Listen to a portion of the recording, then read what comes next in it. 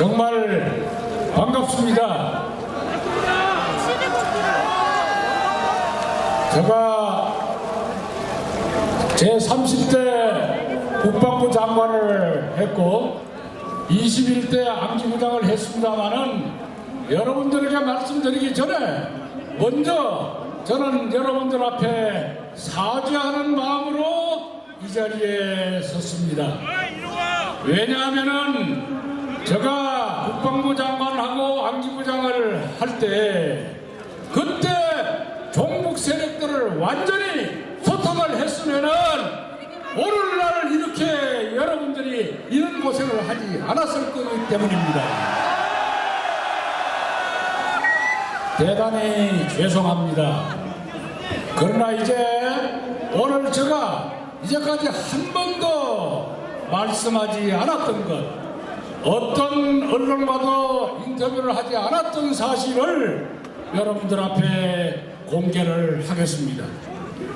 특종을 좋아하는 기자들이 만일 이 자리에 있다면은 이것을 특종감으로 하겠지만은 미친 언론들 중에 과연 여기 그런 기자들이 와 있을까? 저는 지금 의문입니다. 안 왔다면은 그들은 귀한 특종 자료를 하나 놓치는 것입니다. 여러분들도 기억하다시피 1997년 우리는 대통령을 뽑아야 하는 그와 같은 해였습니다. 그때 내가 대통령이 되겠다고 여러 사람들이 나타났습니다. 요사이도 보면은 자칭 대권을 꿈꾸는 잠룡이라고 하는 사람들이 많이 나와 있죠. 저는 그런 사람들을 잠룡이 아니라 잠놈들이라고 부릅니다. 그들 중에 한 놈도 우리가 원하는 대통령감이 없기 때문입니다. 그때나 지금이나 마찬가지입니다. 그런데 왜 제가 그 얘기를 하는가 하면은 그때 그 잡놈들 중에서 반 이상이 대통령 공약을 내놓을 때에 그것을 북한에 물어보고 대통령 공약을 낸 것입니다. 오늘날의 유엔 인권위에 우리가 찬성할 것이냐 반대할 것이냐 하는 것을 북한에 물어봤다고 하는 것이 오늘날에가 있는 것이 아니고 그때부터 있어 왔습니다. 그런 세력들이 있었기 때문에 저는 그때 당시에 이런 상태에서 이들에게 정권을 줬을 때는 반드시 먼 훗날에 우리나라에는 종북 세력들이 판을 칠 수밖에 없다, 이렇게 생각을 하고 대통령에게 이들을 전부 잡아들일 것을 건의를 했습니다.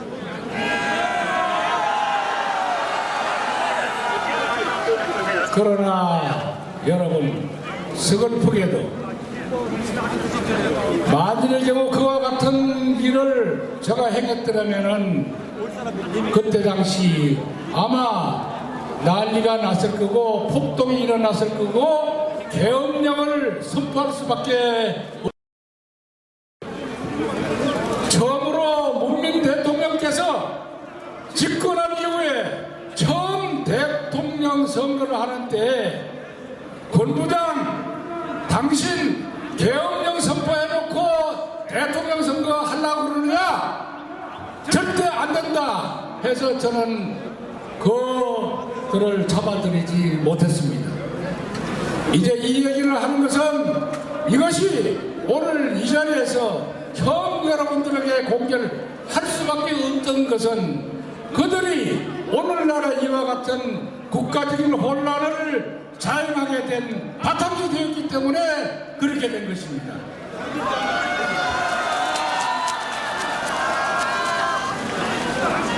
여러분들은 현역 경찰도 아닙니다. 현역 정치인도 아닙니다. 검찰도 아니고 더욱 국정원 직원이나 또 여러분들이 아무런 안보상의 책임을 져야 할 위치에 있지도 않으면서 이렇게 오셨습니다. 왜 그러냐? 옛날부터 우리나라는 정부의 힘이 약할 때 어병들이 일어났습니다.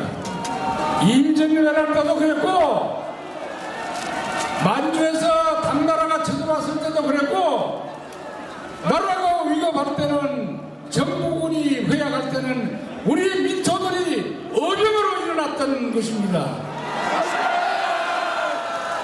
여러분들 모두가 어병입니다. 군대는 오래전부터 군부 독재가 꿀을 사용했다고 하는 것 때문에 군부 독재의 사슬로서 꽁꽁 묶어 놨습니다. 경찰은 공권력 탄압의 주범이라고 해서 이제는 데모를 질서 있게 유지하기 위해서 나온 어경들이 데모대에서 맞아가는 이런 공안 정국이 됐습니다. 그럼에도 불구하고 공안 정권 없애라고 그럽니다. 공안 탄압 없애라고 그럽니다. 정치인들은 모두가 다 촛불인지 무엇인지 하는 거 무서워서 심지어는 우리가 믿고 그렇게 기다렸던 여당 국회의원들까지도 꼬리를 감추기가 바쁘게 생겼습니다.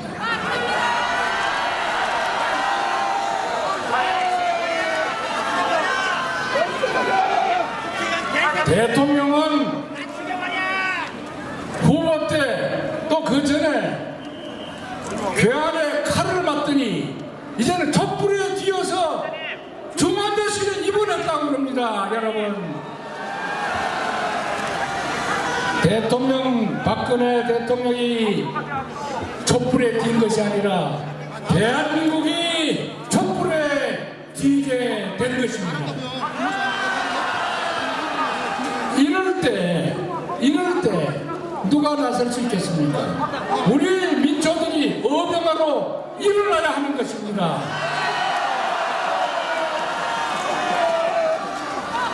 그래서 저는 이와 같은 어병들이 과거에 임진왜란 때도 우리나라를 지켰었고, 그 이전에 국난이 있었을 때 모든 곳에서 청나라가 그리고 삼전도에 저 치욕이 있었을 그때 당시에도 우리는 어병들이 우리나라를 지켜줬던 것입니다.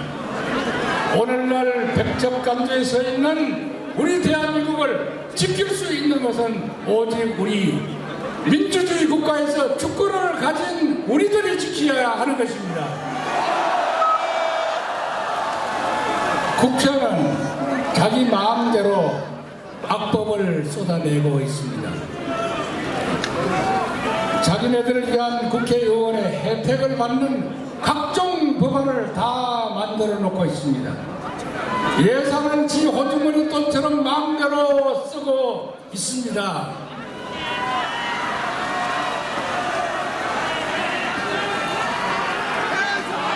그리고 심지어는 조사도 끝나지도 않고 죄가가 뭔지도 모르는 죄목을 가지고 이제는 급기야 대통령까지 탄핵을 하는 불법적인 행위를 자행하고 있는 것이 국회입니다.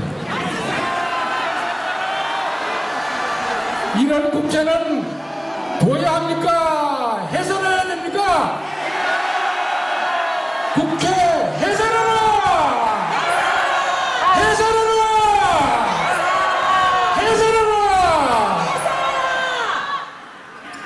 자, 최근에는 박근혜 대통령이 탄핵으로 이제 집권 수행이 불가하니까 황교안 국무총리가 대행체제로 들어갔습니다. 전국 좌익 세력들은 공안 출신의 총리를, 황교안 총리를 제일 무서워합니다.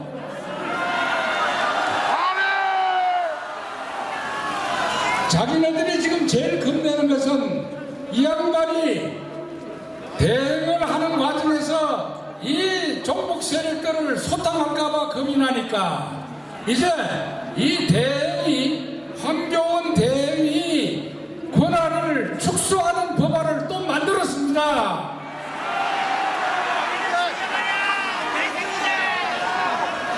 필요하면은 무엇이든지 지 입맛대로 마음대로 만들려고 하는 것이 이 오늘날의 국회입니다.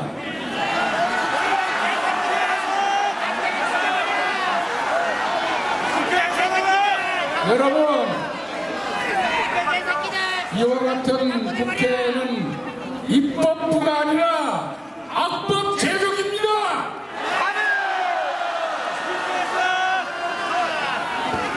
그렇기 때문에 우리는 제일 먼저 이 대한민국에서 국민의 이름으로 탄핵을 받아야 할 제1호가 국회입니다. 국회를 탄핵하자! 탄핵하자! 탄핵하자! 할 말이 참 많습니다. 그러나 오늘 우리는 이제 광화문에서 일어나고 있는 촛불난동이 어떤 식으로 이루어지느냐 하는 것은 여러분들이 다 잘 아실 것입니다. 돈으로서 저 멀리서부터 올라옵니다. 버스를 대절해 옵니다. 어제 저녁에 제가 스마트폰으로 신고를 하나 받았습니다. 사당동에 있는 모 사찰에 신도에게 어느 당에서 7만 원을 줄 테니까 버스 대절해주고 간식 줄 테니 참가라고 그랬답니다. 맞습니다. 아니 얼마 전에 5만 원짜리가 갑자기 2만 원 올라서 7만 원이 된 모양입니다. 제가 든 놈입니다. 그렇죠? 그런데 그 당이 그 돈을 뭘로 줬겠습니까? 당비를 줬습니까? 우리가 세금으로 정당 지원금으로 줬다면 그 당에 대한 정당 지원금 환수하자! 환수하자! 그렇습니다. 마지막으로 여러분들 잘 아는 윤복희 가수가 있습니다. 윤복희 가수가 12월 24일 날 어느 곳에 가서 공연을 하기로 되어 있었는데 이것을 어떤 세력이 와서 어떻게 하더니 와서 한다는 소리가 박근혜 내려라 하는 한마디만 한다면 공헌해 줄 수 있다고 했습니다. 자, 이것이 우리나라에 자유가 있는 곳입니까? 대한민국은 이미 민주도 아니요 자유도 아니요 보이지 않는 세력에 의해서 우리는 점차적으로 독재의 소굴에 들어가고 있다고 하는 사실, 우리는 이것을 부수기 위해서 어명이 일어난 것입니다. 자, 마지막으로 구호를 외치겠습니다. 종북 세력 물러거라, 애국 세력 나가시라. 제가 선창하면 여러분들 3번만 복사해 주십시오. 종북 세력 물러거라, 애국 세력 나가신다. 종북 세력 물러거라, 애국 세력 나가신다. 여러분 대단히 감사합니다.